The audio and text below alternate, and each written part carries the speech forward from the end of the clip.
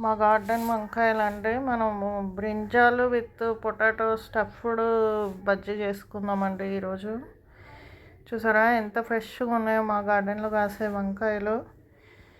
దీనికి బజ్జీ పిండిలాగా కలుపుకోవాలండి. శనగపిండిలో ఉప్పు, బేకింగ్ పౌడరు, వాము, జీలకర్ర, పసుపు వేసి బజ్జీ పిండిలాగా కలుపుకోవాలండి.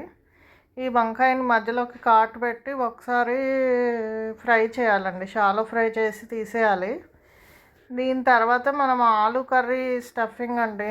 ఆలు కర్రీ చేసి దాంట్లో చాట్ మసాలా, ఉప్పు, కారం, పసుపు, మీకు ఏ మసాలా అంటే ఆ మసాలా వేసి స్టఫ్ చేసి బజ్జీలాగా వేసేసుకోవాలండి. బజ్జీ వేసుకోవాలి.